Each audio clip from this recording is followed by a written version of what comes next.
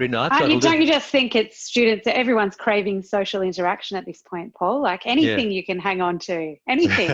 Hi, students, hello. Yeah. Yes, somebody's like, I'm craving it. Somebody on the chat. Good for you, good. That person. Yes.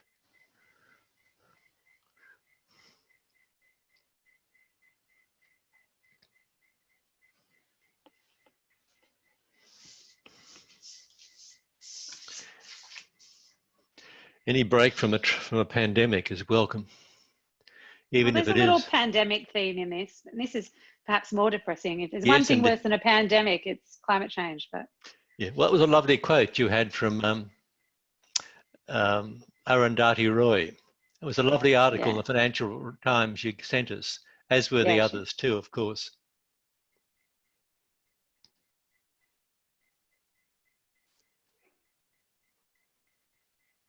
Well, look, maybe I'll make a start because I've got some housekeeping matters that'll take up a couple of minutes, Brynn. So let's welcome everybody. Good evening, and welcome to this. Is the second event in the Justice Series talks in this the session of the virus, and this topic is the topic, of course, of climate justice. My name is Paul Redmond with Erika Serrano, who's on the screen. I'm the joint director of the Brennan program for this year, and I'm joined by Erika, but also by Crystal McLaughlin, the program administrator, and most importantly by our special guest this evening, the presenter, Brynn O'Brien. I'll introduce you to Brynn in just a moment, but I've got some housekeeping matters that I need to share with people. I guess they're going to be familiar to most of you from classes, but you each have got the ability to hide and show your camera, as well as mute and unmute your microphones. As you may have found in your classes, when you're not speaking, please put your microphone on mute. If you find the event is freezing on your Zoom, please hide the camera. That'll free up some bandwidth. When you're speaking, we'd love you to show your camera, show your screen, if you're comfortable in doing so. We ask that so we can see your friendly face. As we do expect quite a few Brennan community members tuning in, you may like to turn off your camera and only turn on when asking a question during question and discussion time, and we'll get to that in the second half of this hour. Lastly, an important request: in order to get your 5 ROJ points, if you could, I would ask you to list your full name now in the chat box as it appears on the UTS systems. The Brennan team here will award you points on the basis of this event. You can also use this chat box for any other questions during the event, climate justice related or Brennan program related, and Erika and Crystal will respond while Brynn presents. Now, after all that housekeeping, I'd like to introduce you to our guest speaker, Brynn O'Brien. This is the lovely part for me. Brynn's a lawyer and strategist. He's got a background in human rights, global work, and migration issues. She's the executive director of the Australasian Centre for Corporate Responsibility. Brynn is an expert, and I can say this with great confidence and some authority, in the field of the human rights responsibilities of business, in particular the UN framework on business and human rights expressed in the guiding principles. Her experience covers both commercial and human rights law, and she's worked extensively also in human trafficking and slavery in global supply chains. Brynn's an alumna of UTS Law School, where she received first-class honours in law, Bachelor of Medical Science, and she went on to take out a Master of Laws degree at Columbia University in New York. Now, the Australasian Centre for Corporate Responsibility, I've got some script to read, but I think it may save you, Brynn, having to talk it through. Promotes better performance of Australian companies on human rights, environmental and governance issues. As an activist shareholder organisation, the Centre engages with Australian listed companies and their investors on these issues, including through filing shareholder resolutions. In 2019, the Centre filed shareholder resolutions to mining, utilities, airline, retail giants on climate change, corporate governance, and social issues. I invite you to look at the Centre's website just to see the resolutions that they've actually moved and the success of those resolutions over the last few years, particularly under Brynn's leadership.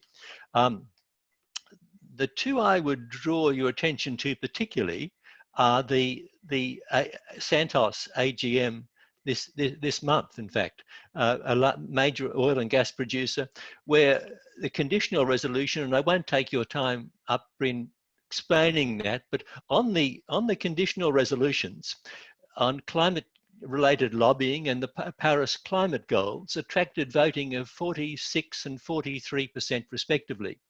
The other one, which I think is I find really significant, though out of many, is the resolution in relation to Qantas flying children off from detention centres in breach of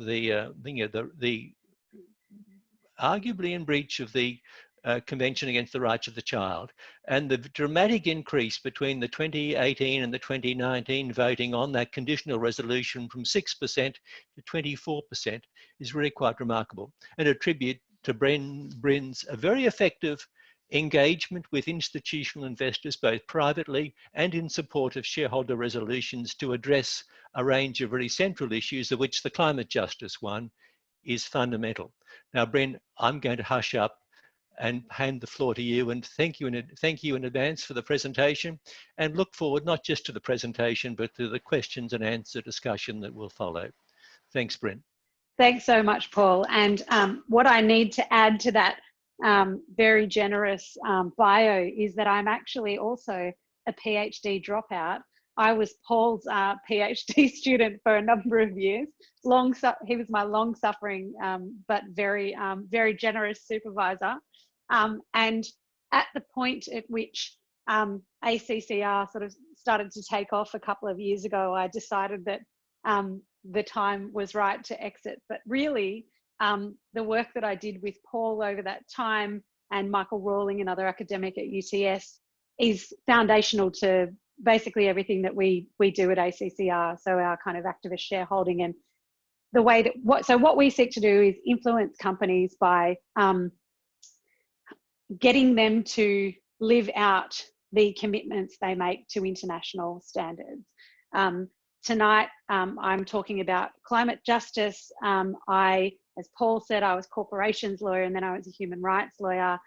I started working on climate change issues less than 3 years ago. So the first ever kind of act that I did as a climate activist was to file a shareholder resolution to BHP about its relationship with climate denier lobbying organisations like the Minerals Council of Australia in 2017. So if you're if you haven't done climate change work before, don't feel intimidated by the science. I'm going to take you very briefly through some of the science and some of the kind of accepted problems that we're up against tonight. I absolutely warn you, it will be very intense and depressing, but I'm really looking forward to the Q&A. So let's go to the first slide. Paul thankfully is steering my slides today because I'm not able to do it from my device. So I sent you a few readings. This is from the World Meteorological Report from the end of last year.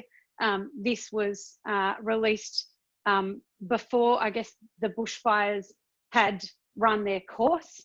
But what it shows is the record low rainfalls between the 1st of January and the 31st of December 2019. Sorry, this is from oh, so this must have been released after. Anyway, I'm getting my diagrams confused. But Australia, as we all know, had a horrific summer, and this is part of the reason for why. So low rainfalls attributable in part to changed weather patterns, attributable to climate change, has led to absolute parched dryness on the east coast of Australia, and we all know what happened over our last summer. Let's go to the next slide.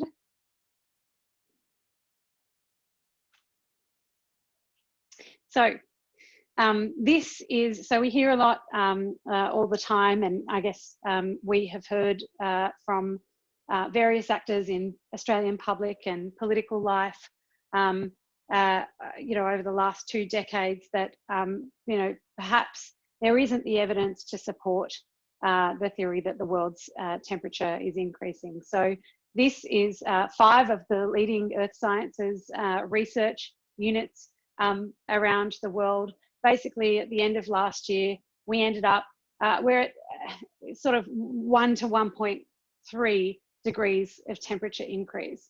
1 to 1.3, we see the kinds of impacts that we saw over the summer. So absolutely catastrophic climate impacts in Australia, and absolutely catastrophic human rights impacts for that matter.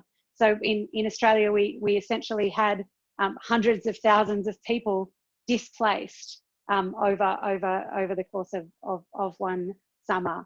I probably don't need to convince or persuade many of the people on the call. The recent research shows that people in the age group of what I imagine is the average law student overwhelmingly accept climate science. So perhaps we'll move on to the next slide. So climate change is, it sounds trite to say it, but climate change is everything change. Climate change affects the predictability of the world as we know it.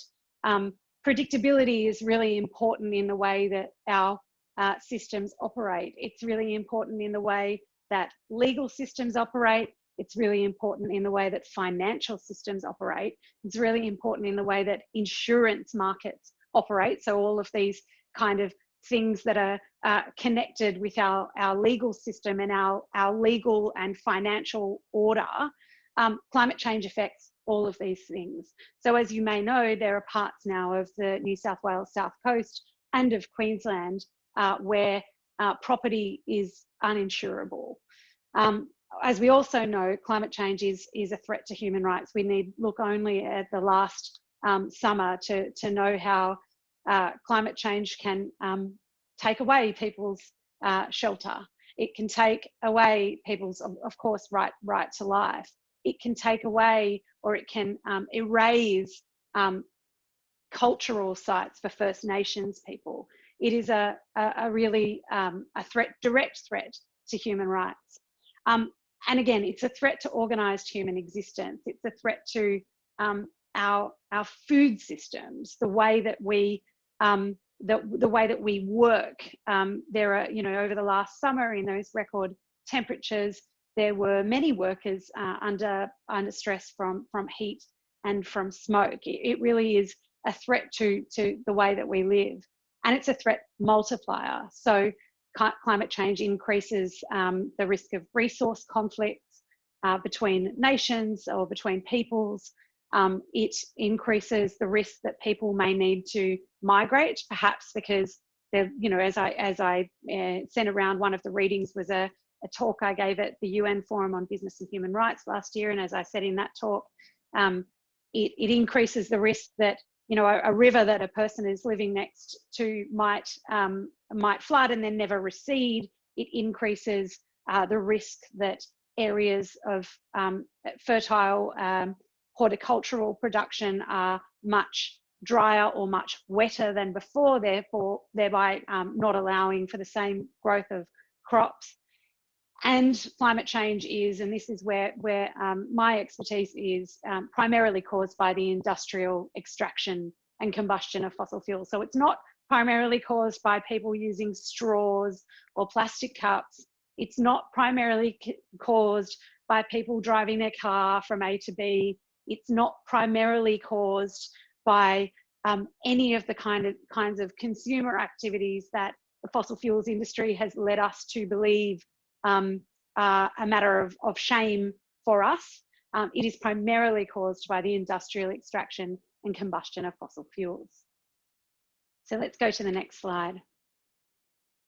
So this is a fabulous, a groundbreaking report that came out in 2017 by my colleagues at the Carbon Disclosure Project, which is an NGO now housed out of basically ACCR's sister organisation, which is called Share Action and is based in London.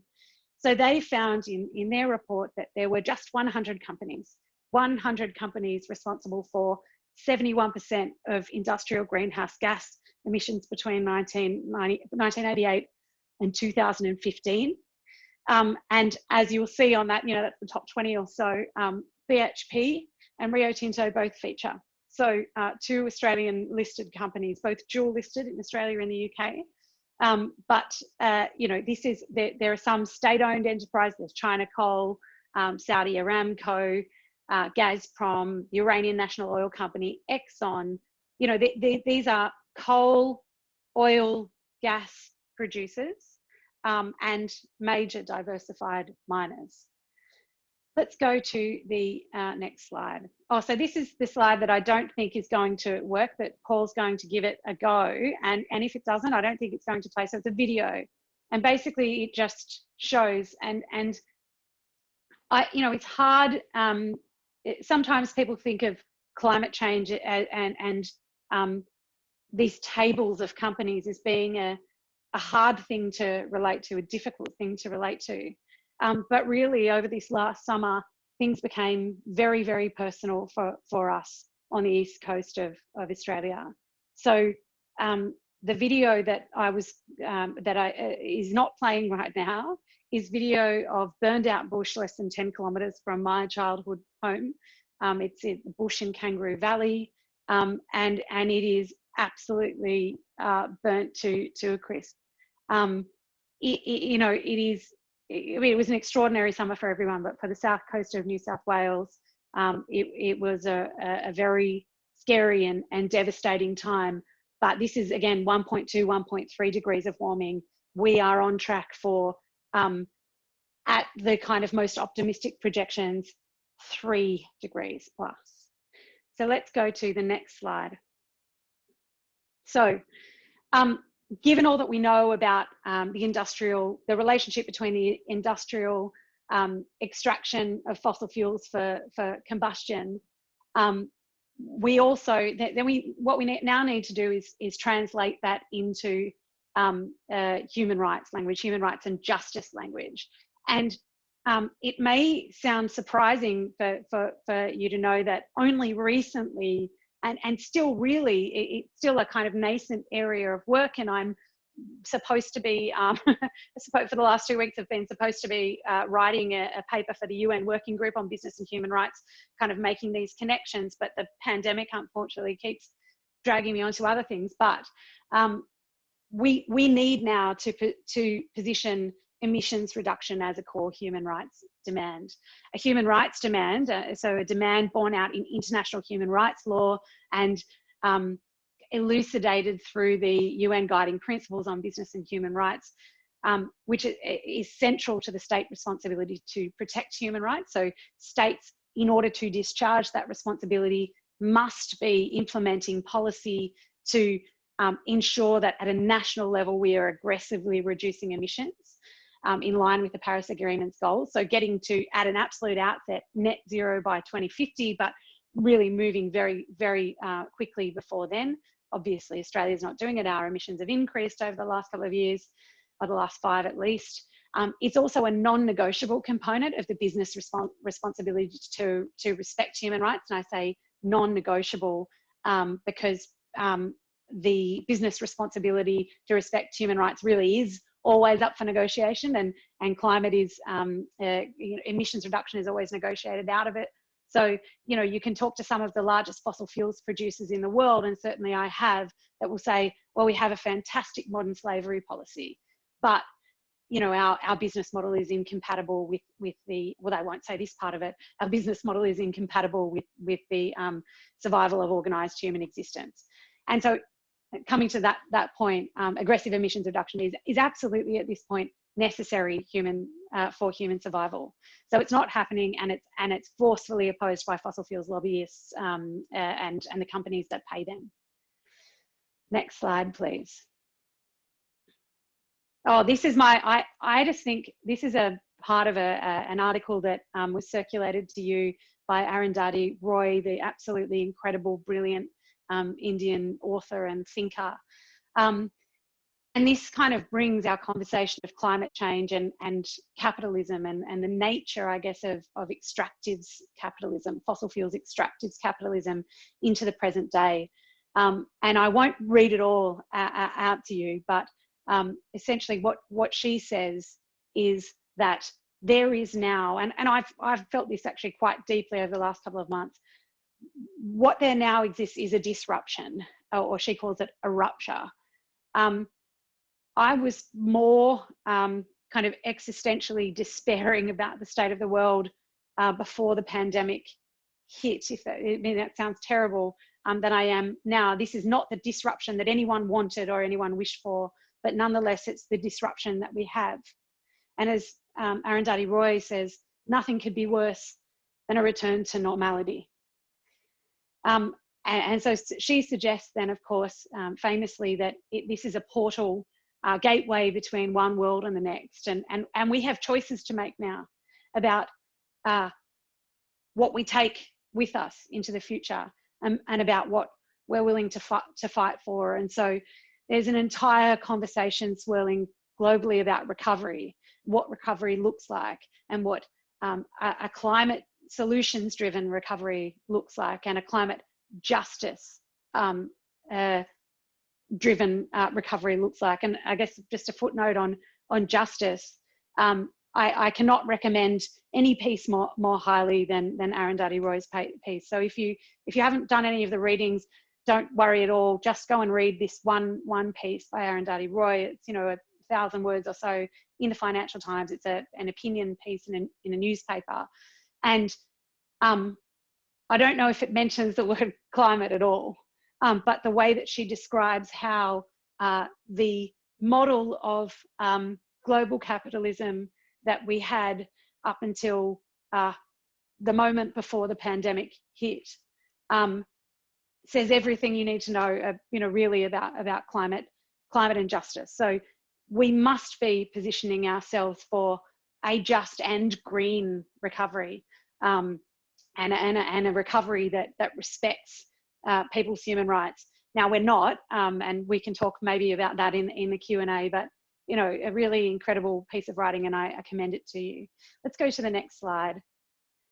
So, just to recap the journey a little bit, we spoke about what climate change is, the way that temperatures are increasing. 100 companies are responsible for 70% of the world's greenhouse gas emissions over this really critical time period. The pandemic is a portal, and we can choose to walk through this gateway with better ideas about how to live our lives. But here we are. This is the UN Environment Programme's production gap report from the end of last year. And so the pink line at the top is the production plans and projections. So this is where we are headed. The blue line at the bottom is production consistent with a 1.5 degree world. So the pink line at the top is like production consistent with a 3+ degree world. The gold line below the pink line is production implied by the climate pledges that states have taken. Now, a small note on climate pledges: Australia has pledged a very weak pledge to reduce our emissions by 26 to 28% by 2030. We're not going to go anywhere near that so Australia is actually tracking above the pink line at this point in time, where we're increasing our production. And then the green line, or the teal line, is production consistent with 2 degrees. So in order, the portal is there, the gateway is there, but the amount of luggage that we need to shed in order to walk through it is enormous, absolutely enormous. It is a fundamental, radical shift to the ways that our economies operate. But the thing that gives me optimism at this point in time is that we have, in the last month, proven that radical shifts are possible if so much is at stake, if our lives are at stake, and they are with climate change. They They absolutely are. So now our job is to communicate and to convince, to persuade people that yes, things will be difficult, and the sacrifices will be significant and many, but we have just shown it's possible with the pandemic. And in fact, the sacrifices are much, that they will drag over for the rest of human existence, maybe until we have technology to suck carbon out of the atmosphere, which we do not have now. But they are not nearly as severe over the medium term as the ones we've had imposed on us over the last month, that we have all accepted because they are necessary. So let's go to the next slide. This one, again, it seems a little bit self-indulgent, but this is the text of a talk I gave at the UN Forum last year, where I just think it's really important that we know it's not just fossil fuel companies and governments, it's every other actor in our economic and political systems and cultural space that facilitates the expansion of the fossil fuels industry. We simply must not expand fossil fuels in this country anymore. So every major bank, global law firm, engineering services provider, investment institution, Big Four accounting and auditing practices, all of the, I kind of say this quite directly, all of the organisations that have great summer clerkship programs. So the kinds of organisations that rightly many of you will seek to work for are all absolutely complicit in this horror at this moment in time. So, and again, every civil society organisation that blue or green washes, every, Sydney Opera House is sponsored by Exxon. What an absolute ridiculous thing at this point in time. So we are in the kind of broken middle, this really difficult space that we must transition out of. And I think that one of the key drivers of corporate change, particularly at these kind of services level firms, is recruitment and retention of brilliant new graduates like yourselves. So when you're doing those interviews, if you feel that you can, ask them, raise the question. I have discomfort with these kinds of activities. I can understand, certain kinds of activities adjacent to the fossil fuels sector that don't involve expansion. But every one of these providers currently facilitates the exploration for more of the stuff that is incompatible with our existence. So let's go to the final slide, I think, which is what will you fight for? So let's open it up to Q&A. I'm not sure quite how this is going to run, but I'm in your hands, Paul and Crystal.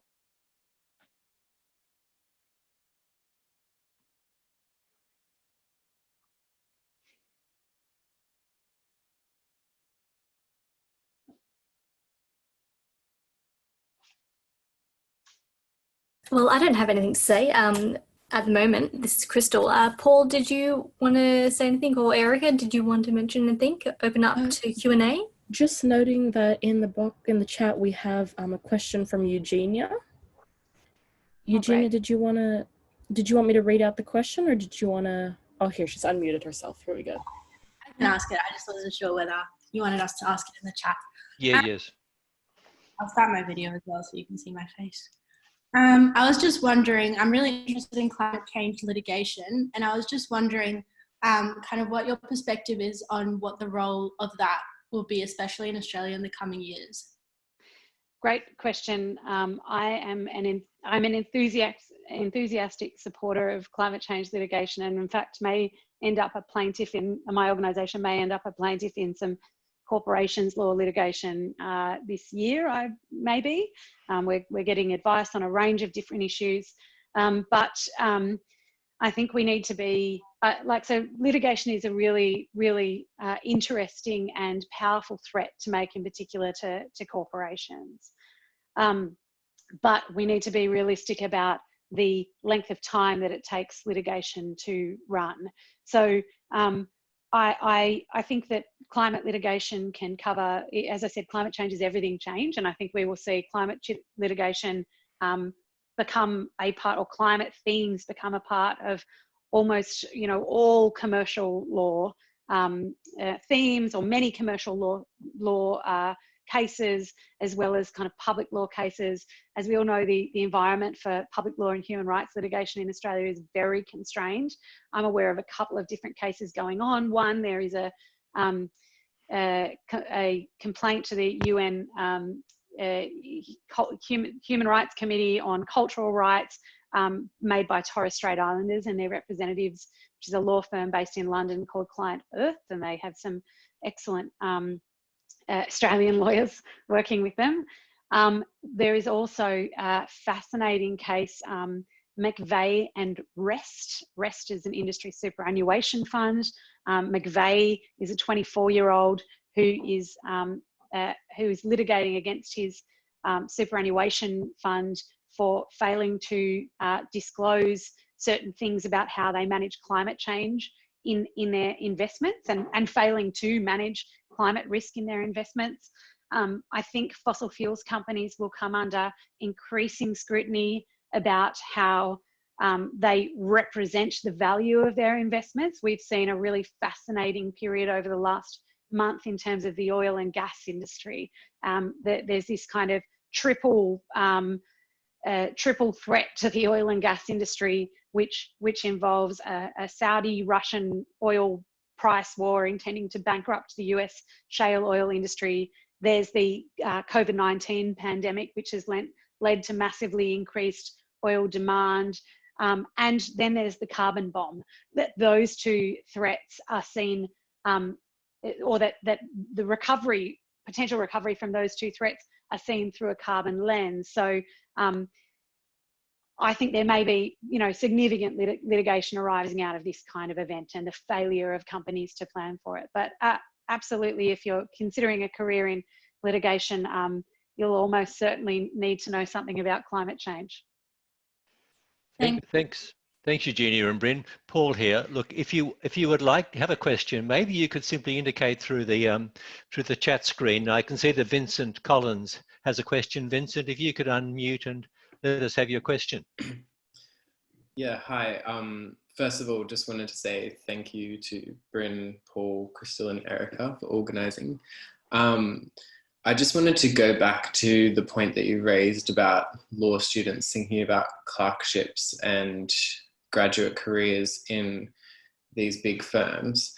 As someone that wants to pursue environmental law in practice, what are some pathways that you can recommend to avoid that sort of rhetoric, given as well that those opportunities, obviously being realistic, present much more of a sort of livelihood than volunteering at a community legal centre full time. But yeah, what kind of pathways would you recommend in order to get your foot into practicing environmental law in an ethical way? So the first thing I should say, when I mentioned all of those actors, I'm certainly not saying don't go and work for any of them. I think, you know, if you feel comfortable, but, you know, raise it during recruitment processes. I can't think of a single firm that would hold that against you. I think that's really important feedback for them to have. But if you feel comfortable, but also don't feel pressure to do it. I mean, I was being a bit rhetorical when I said that. But if you feel comfortable, definitely do it. You also shouldn't feel like climate change is your own personal responsibility alone. That is a lie, a myth sold to us by the fossil fuels industry to make us, to paralyze us against action. So, you know, if you need to go, I started my career at Mallesons. I can't say that I was exceptionally happy there, but certainly it was an excellent training. So I would suggest that if that is attractive to you, then pursue it without guilt or shame, but put a time limit on it. And if what you truly want to do is to pursue environmental justice, unless Mallesons shifts, or I won't only say Mallesons, unless any of those major firms shift dramatically, they are not on the side of justice. So if that is important to you over your career, I would say don't think about it as the place you end up, and don't get sucked into it. So I would say that as an initial pathway, that those the kind of training that you get at a major law firm or at a major accounting firm or management consultancy, if you can stomach them for the initial period, is excellent. So, you know, I wouldn't worry about it. But yeah, I think it's that long game. You know, what do you want to stand for, and will you be able to? So I certainly think there are ways to influence those firms, and I think them hearing from their recent graduates, and perhaps the timing is a matter for each individual interaction, but raising these issues over time is really important. And when I was at Mallesons, I started doing this thing where I just refused to work on a couple of matters. So I refused to work on for an asbestos company, and that was kind of not seen badly. So anyway, I think those pathways are there. I mean, yeah, maybe it was an unusual situation, but I wouldn't feel overwhelming shame or guilt about making the kinds of professional choices you need to make as an early career lawyer. Okay, Thank great. you. Thank you. Thank you, Vincent. Kurt Cheng has a question now. Thanks, Paul. Hello, Brynn. My question is that I'm very interested in the activist shareholding that work within the ACCR within the portfolio, and I was wondering how they actively engage with companies as a means to address the justice deficit. Yeah, great. So, so little bit of background. So ACCR, while it's an NGO, a non-profit organisation, we have an active shareholding in most of the ASX 50 to 100 companies. And we use that shareholding to avail ourselves of the rights afforded to shareholders under corporations law, which is in filing and voting on shareholder resolutions and voting around directors and remuneration reports and so on, but also to present a kind of credible enough threat that through our collective powers as shareholders, so 100 shareholders acting together can file a shareholder resolution. So to present a credible enough collective threat so that corporate executives meet with us and engage with us. So our average engagement, and so as Paul mentioned at the very start, we had a very large vote on Santos a couple of weeks ago, 43 and 46% on our resolutions. We've actually got an AGM tomorrow, which is the Woodside AGM, another Australian oil and gas producer, which we expect to be the first ever NGO resolution to tip 50%. I think we will get more than 50%. And Paul alluded to some complications around shareholder law, corporations law with respect to shareholders earlier. So even if we get 50%, we won't actually have a binding resolution, but it will be a kind of historic moment, I think, tomorrow. So I give you that background to say that AGMs and voting behaviour is one moment in a very long campaign. We have been holding Woodside and Santos for years. We have been meeting with Woodside and Santos on a regular basis, perhaps a 6 monthly basis for the last 3 years. We have extensive engagement with their institutional investor base. So we, subscribe to the kinds of research services like the Bloomberg terminal that give you a relatively accurate list of, the top 200 shareholders in a company. We have relationships with maybe 100 of them. And so we go and talk to them and we brief them. We brief other actors of, systemic importance in the investment system. So proxy advisors, they are organisations that advise investors on how to vote on shareholder resolutions and other matters. We use this kind of the shareholdings that we have is this kind of little we're cracking open the door to a range of other tactics that allow us to present arguments about climate change and human rights and labour standards and modern slavery to an ecosystem, if you will, of people and institutions that have economic power and they have economic power in Australia. They have political power, significant political power in Australia, but they also have a kind of global economic power. So to give you one final example before we go to the next question, I hosted a webinar last week, and it was a bit of a, we put it on very quickly. We're working with some really fantastic First Nations justice campaigners. There's an organisation called Original Power, which is Indigenous led and run,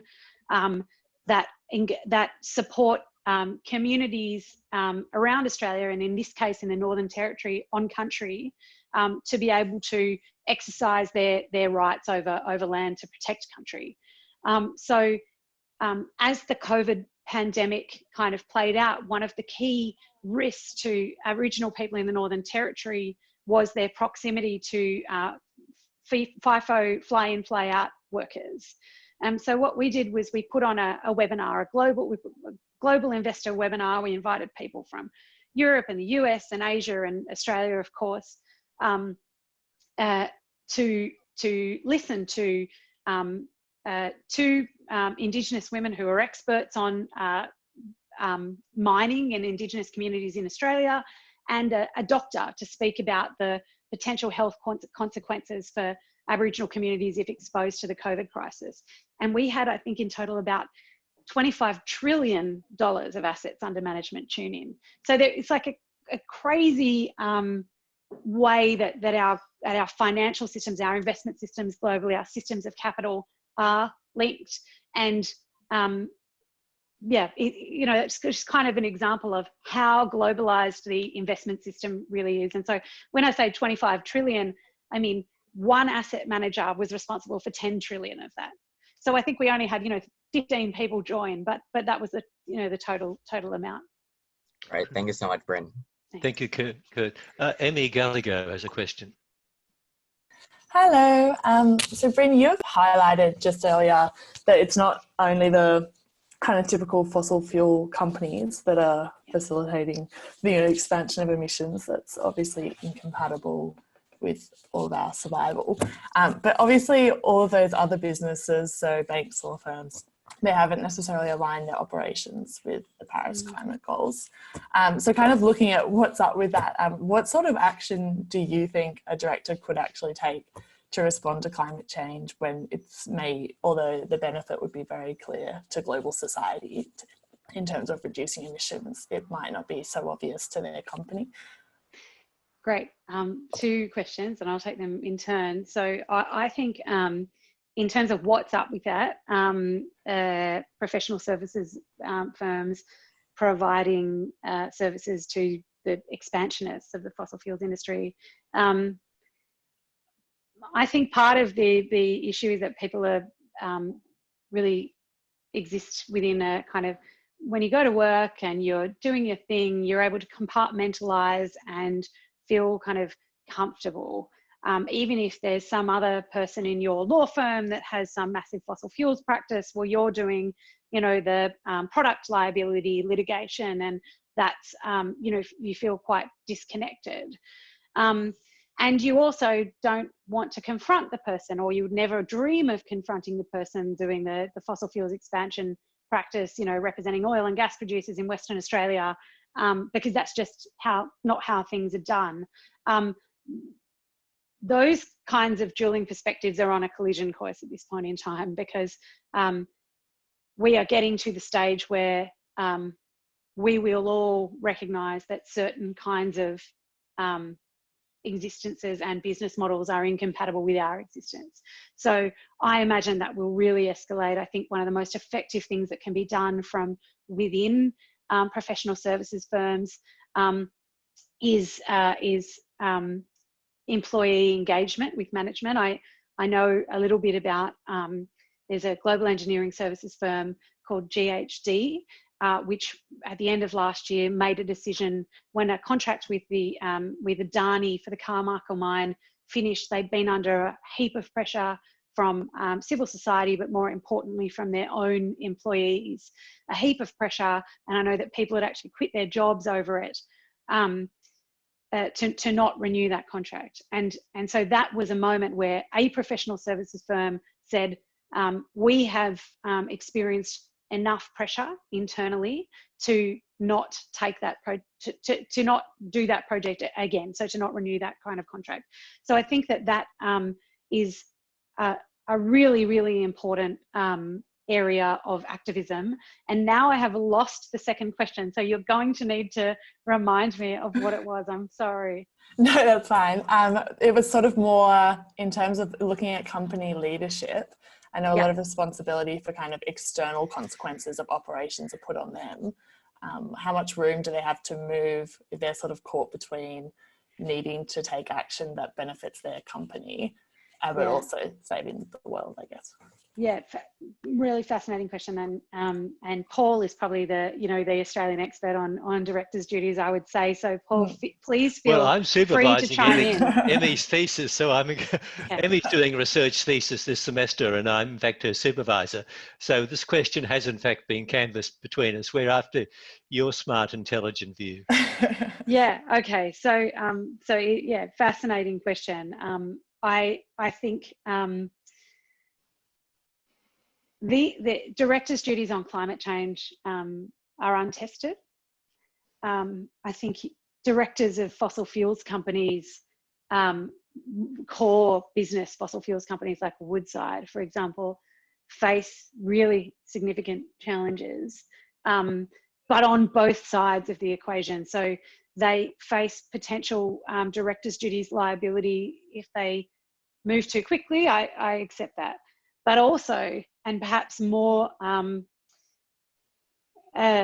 likely, they face potential consequences if they don't move quickly enough.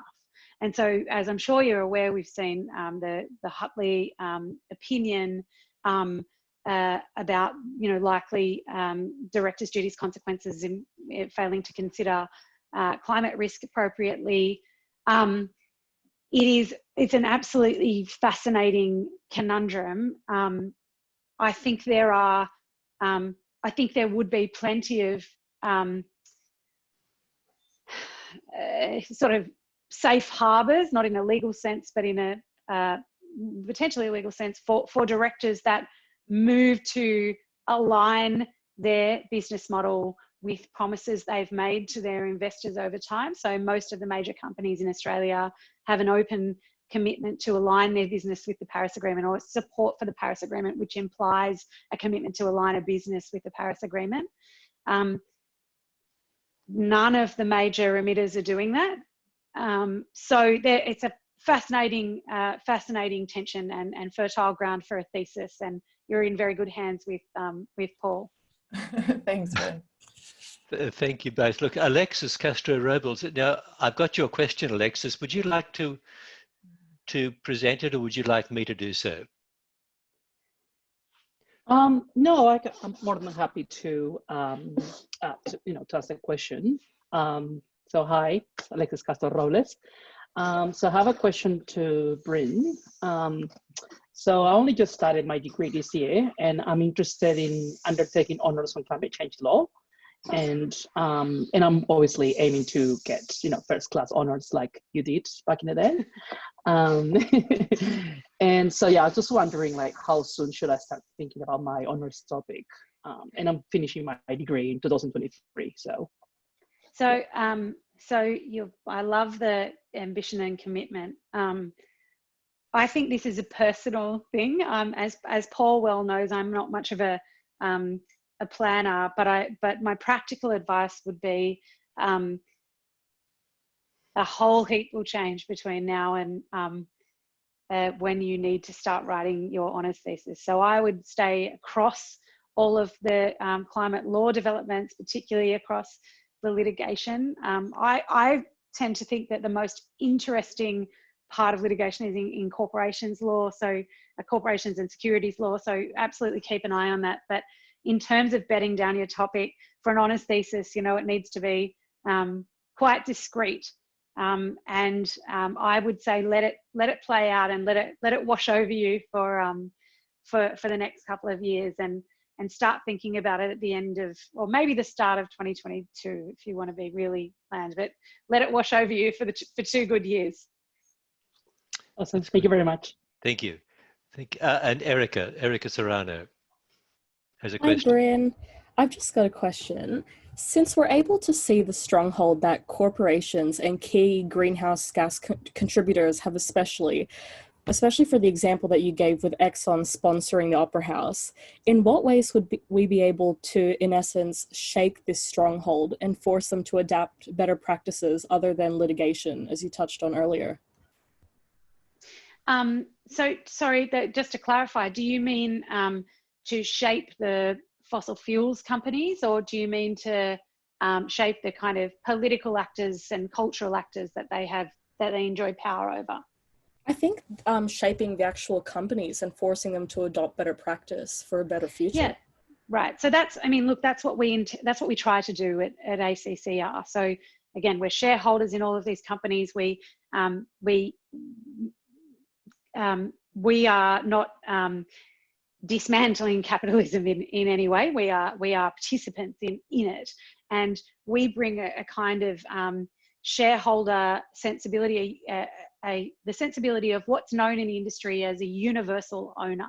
And so if you Google universal owner and investment, then you'll find something like a shareholder, an institutional shareholder that holds basically all of the companies across the index. So if you have an investment in a fossil fuels company over here, or if you've got a big chunk of your portfolio in fossil fuels companies over here, well, they are contributing to climate change, and climate change is going to affect the value of your property assets and your tourism assets in this part of your portfolio, or your banking assets here. So in terms of how to shift fossil fuels companies, or shift companies to make sure they're not destroying the planet and the possibility of human survival, I think that the mindset of a universal owner, particularly if that universal owner has members whose retirement incomes are invested in it. So if it's like a pension fund or a superannuation fund, that's a really, really useful perspective to bring to this. So that's the perspective that ACCR in general tries to bring to our engagements with companies. So when, as I said in response to a question by, I think it was Kurt, you know, we go and meet with these companies, we look at the commitments that they've made, and again, most of them have said, well, we are committed to the Paris Agreement and the upholding of its goals, and then we look at their business plans. And so Santos, for example, or Australian listed oil and gas company, they say that they support the goals of the Paris Agreement, but they also say our climate plan, literally they say our climate plan is to increase production by 60% to 2025. So increase fossil fuels production. So I think that one of the key ways that we can influence companies is to, and this is the way that we do it at ACCR, is to scrutinise their actions against their commitments, and to scrutinise their commitments against outcomes. So I think that that's a really a great thing for lawyers and law students to apply our kind of forensic minds to. And one of the ways that plays out is at AGMs, annual general meetings of companies. So I always look at AGMs as an opportunity, in a sense, to cross-examine the witness. So you get the witness, the chairman or the CEO, in the box for a few hours, one day per year. And it's not even for a few hours, it's really, you know, for the length of your interaction, which is, as chairs get more frustrated, it's getting shorter and shorter. But, you know, our job is to interrogate the promises that companies are making to their investors against accurate, verifiable, credible information about their business model and also the climate trajectory that we're on. Thanks so much, Brynn. Thank you. Are there other questions that people have? Please just unmute yourself and ask your question. Identify yourself and ask your question. Well, while people are thinking, Brynn, can I just ask a question? You concluded your extraordinarily powerful presentation at the UN Global Forum last November. That's almost half a year ago, with these words: every single one of us is on a collision course with both atmospheric physics and history. This is not someone else's problem. This is our problem, and we must not waste another year. Well, almost half a year has moved on since then. What would you say if you were a law student now as to how you would go about that, avoiding that collision with both atmospheric physics and history? What would you be doing? What advice do you give young people who are concerned about this issue, so concerned that they give up an hour at this time of this busy time of the semester? What would you say they can effectively do, both individually and collectively? Fabulous question. I think one of the key ones I've already mentioned is to raise it with potential or early career employers. I think they're really vulnerable to that kind of pressure, and I think that a Lawyers for Climate Action, I mean, there's a group I think called Lawyers for Climate Action that exists, but they kind of write open letters rather than getting their own law firms to essentially cancel client relationships. I think 2 months ago, Paul, my answer would have been quite different. I would have said, get in the way. I would have said, turn up to, non-violent civil disobedience, turn up to places and get in the way of I mean, I can't believe I'm saying this to a whole heap of lawyers, but potential baby lawyers, but we are absolutely, I mean, I said it in the way that it is. We're on a collision course with atmospheric physics and with history, and the only way, it's actually really simple, the way that we can avoid it is to keep fossil fuels in the ground, and that's the only way, based on what we know about existing technology that is commercially viable at scale. So now, it is, I don't know. I don't have much to say just yet, but perhaps I'll have a better answer. Things are moving so quickly at this point in time. I think it's probably demanding of our representatives and of the companies that we engage with in our lives and our superannuation funds that we have our savings going into, that they push hard right now for a climate positive recovery. That we do. I mean, the Minister for Energy and Emissions Reduction, which is a totally bizarre concept, but Angus Taylor has announced that we're going to have a gas-fired recovery. I mean, our recovery will be underpinned by the expansion of the fossil fuels industry. This is an absolutely ludicrous, offensive and catastrophic economic model for our recovery. And in fact, it's also backing losers. It is backing companies that, if the rest of the world acts as they say they will, do not have a future. It is spending taxpayers' money on projects which are uneconomic and have nothing to say about the future, let alone contribute to it. So I think just really keep on top of it. Talk to your family and friends about the absolute essential need to shift our political narratives. But yeah, 2 months ago I would have been saying get in the way. So it's a dynamic space. Yep. Well, you've spoken so eloquently tonight and so powerfully. Thank you, Brynn. If anybody hasn't read all of Brynn's papers or even read any of them, I suggest the one you start at is the text of her speech to the UN Global Forum last year. Thank you so much, Brynn, for coming back and talking to us and for reminding us of the importance of corporate law. Corporate law is not just about raising money on the stock exchange. It's concerned with a whole host. It's concerned with our social organisation and the allocation and accountability of power, which of course are key concerns for lawyers concerned with with the rule of law and with justice. So thank you again very much, Brynn. Thank you. To everybody here, can I just say thank you for joining in and contributing. We'll award ROJ points tonight, and if you haven't already registered and given us on the chat site your presence, please register. We'll see you at our next events in May, the LSS Social Justice Netflix watch parties. Watch this space, but you may actually need to jump onto the LSS Facebook page. The chat screen does show that link. But thank you all, everybody, and thank you especially, Brynn, again, for such a stimulating, engaging and challenging presentation. Thanks so much, Good night. everyone. See you later. Thank you, Brynn. Thanks, Brynn.